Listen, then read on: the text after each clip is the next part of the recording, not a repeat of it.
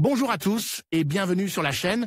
Je suis Gabriel Fontaine et ici on parle auto sans prise de tête.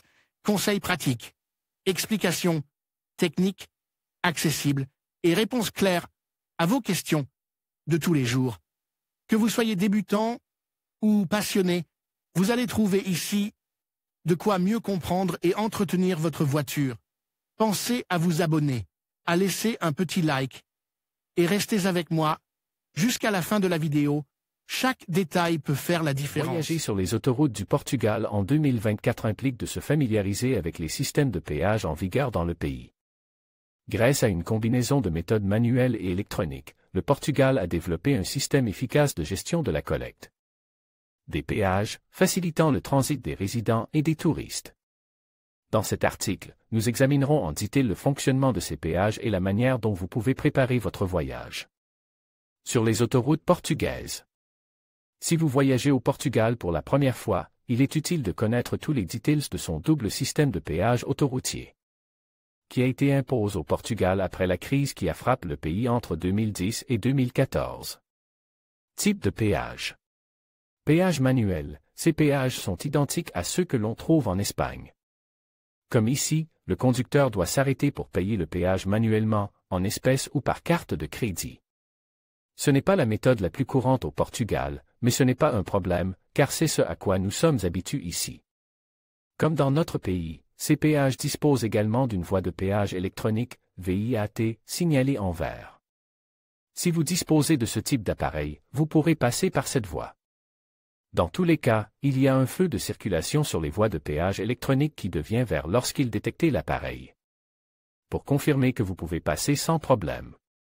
Ces péages se trouvent sur les routes suivantes du réseau portugais, à 1 Porto-Lisbonne, à 2 Albufeira-Lisbonne, à 3 Valencao-Porto, à 4 de A3 à Amarante, à 5 Lisbonne-Casquet, à 6 Elva-Lisbonne, à 7 Vila de Conde Vila-Puca de Aguiar, à 8 Lisbonne-Leiria Sud, à 9 Périphérique de Lisbonne, à 10 Busla-Benavente, à 11 Barceló-Penafiel, à 12 Lisboa-Setúbal, à 13 Almeri-Marateca, à 14 Figueira da Foz-Coimbra, à 15 Óbidos-Santarém, à 16 Alcabides-Cril, à 17 Miraleiria, à 21 Ericeira, à 8. Péage électronique. Il s'agit du type de système de péage le plus courant au Portugal, plus avance que le précédent. Il permet la perception automatique des péages sans qu'il soit nécessaire d'arrêter le véhicule, ce qui permet une circulation plus fluide et ininterrompue.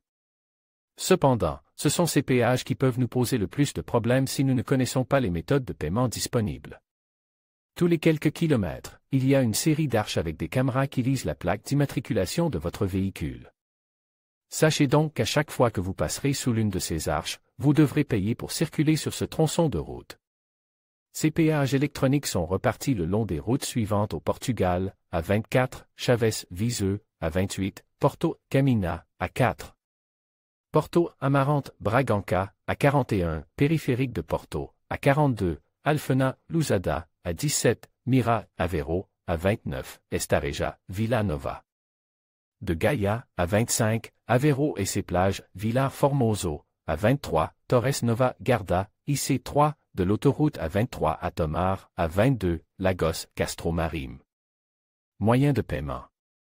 Une fois que vous connaissez les différents types de péages que vous pouvez trouver dans le pays voisin, vous devez savoir comment les payer, en particulier le péage électronique, qui est plus difficile, mais ne désespérez pas parce que c'est un processus simple, avec des paiements qui peuvent être effectués de différentes manières.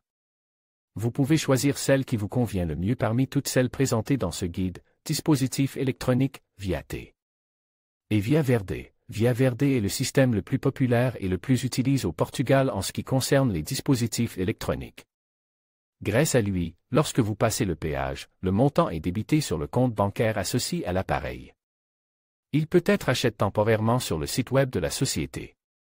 Les appareils VIAT que nous utilisons dans notre pays fonctionnent de la même manière et, heureusement, peuvent également être utilisés en France et au Portugal. Si vous en possédez déjà un, vous n'aurez donc aucun problème avec les péages pendant votre voyage. Carte de péage. Ce mode de paiement consiste en des cartes prépayées qui peuvent être achetées dans des magasins physiques, des stations, services ou en ligne. Elles sont activées par SMS et peuvent être associées à la plaque d'immatriculation du véhicule. Lorsque notre voiture passe par un péage électronique, l'argent que nous avons place sur la carte est réduit. Les montants peuvent être de 5, 10, 20 et 40 euros, plus 0,74 euros de commission. Le montant introduit a une date d'expiration d'1 an. À la fin de cette période, l'argent qui n'a pas été utilisé sera reversé sur notre compte. EasyToll, cette méthode est spécialement conçue pour les touristes et les visiteurs. Elle permet d'enregistrer le numéro d'immatriculation du véhicule et de le lier à une carte de crédit ou de débit. Lors du passage au télépéage, le montant est automatiquement débité de la carte enregistrée. Ce système est idéal pour ceux qui ne souhaitent pas acheter un dispositif électronique, mais qui recherchent une solution pratique et sans tracas. Pour ce faire, vous devez vous connecter à un site web et vous enregistrer à l'aide de votre plaque d'immatriculation et des details de votre carte. Il existe également des bornes physiques au début de certaines autoroutes à péage, mais elles ne sont pas recommandées car elles sont situées à des endroits très précis, à 28, Viano do Castelo, à 24, près de la frontière Chavez-Verin, à 25, aire de service Alto de Leomil, et à 22, Vila Real de Santo Antonio. Toll Service offre des cartes de 3 jours pour les touristes, permettant l'utilisation illimitée des autoroutes pendant cette période fixe. Cette option est idéale pour ceux qui veulent faire un court voyage et éviter les tracas du péage. Fonctionnement du système de télépéage. Le système de péage électronique au Portugal est conçu pour être efficace et transparent, à l'entrée et à la sortie d'une autoroute. Les capteurs lisent le dispositif via Verde ou la plaque d'immatriculation du véhicule. Le système calcule la distance parcourue et le montant du péage. Si vous utilisez Via Verde, le montant est automatiquement déduit du compte bancaire associé. Si vous utilisez Tollcard ou EasyToll, le montant est déduit du solde prépayé ou débité de la carte enregistrée. Des caméras placées sur les autoroutes vérifient que tous les véhicules qui passent par les péages électroniques disposent d'un moyen de paiement valide. Si un véhicule n'est pas équipé d'un dispositif de péage ou n'a pas payé le péage approprié, le propriétaire du véhicule peut se voir infliger une amende. Recommandations pour les touristes. Les visiteurs de courte durée peuvent s'inscrire auprès d'EasyToll ou acheter des cartes de péage avant d'emprunter les autoroutes. Cela permet d'éviter les tracas et les amendes. Pour les séjours plus longs, la location d'un appareil de voie verte peut s'avérer pratique et offrir une expérience de voyage transparente. Autre considération.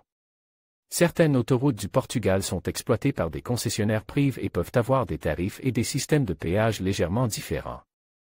Il est important de se renseigner sur les particularités de chaque itinéraire avant de voyager.